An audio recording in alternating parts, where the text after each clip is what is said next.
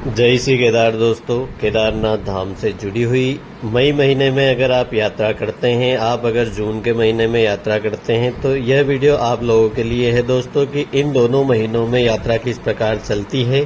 दोस्तों, वीडियो शुरू करने से पहले आप सभी से एक विनम्र निवेदन है कि आप अगर चैनल पर नए हैं तो आप चैनल को जरूर सब्सक्राइब करिए दोस्तों। इससे हमें मोटिवेशन मिलता है जिससे हम आप लोगों के लिए और भी अच्छी जानकारियां केदारनाथ धाम से जुड़ी हुई ला सकें। तो प्लीज़ चैनल को फटाफट सब्सक्राइब करिए।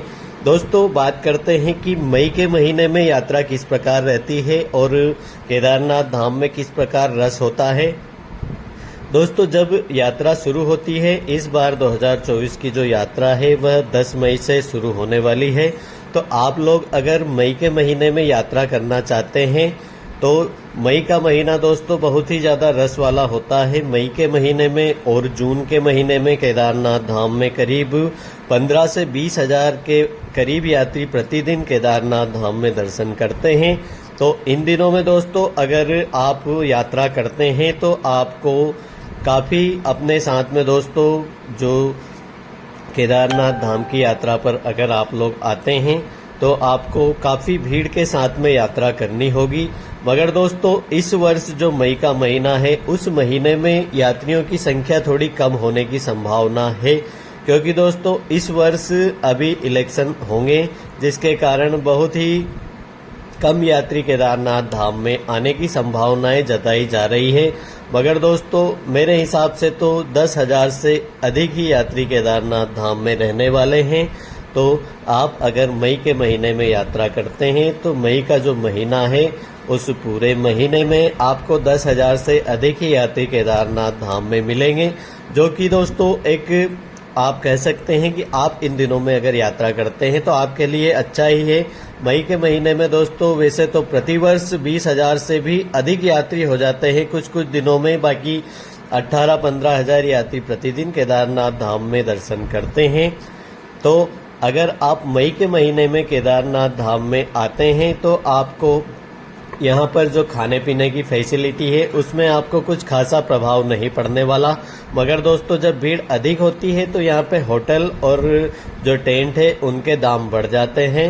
तो आप मई के महीने में अगर आप यात्रा करते हैं तो आपका थोड़ा ज़्यादा खर्च होने वाला है। इस बात का आपको विशेष ध्यान रखना है मेरे प्यारे मित्रों, क्योंकि आप केदारनाथ धाम की यात्रा पर जब आते हैं तो यहाँ पर हर चीज़ आपको महंगी ही मिलती है और जब भीड़ बहुत ही ज़्यादा होती है तो उसके दाम 2 गुना 3 गुना या 4 गुना भी हो सकते हैं। तो आप उस हिसाब से अपनी यात्रा की प्लानिंग करिए दोस्तों कि यहाँ आने के बाद में आपको किसी भी प्रकार की कोई परेशानी का सामना न करना पड़े। अब दोस्तों बात करते हैं जून के महीने की। तो मित्रों, जून का जो पूरा महीना है, पूरे महीने में आपको बहुत ही अधिक भीड़ देखने को मिलेगी। इस वर्ष दोस्तों जून का महीना जैसे ही स्टार्ट होगा तभी से यात्रियों की संख्या बहुत ही ज़्यादा अधिक मात्रा में केदारनाथ धाम में श्रद्धालु दर्शनों के लिए आने वाले हैं।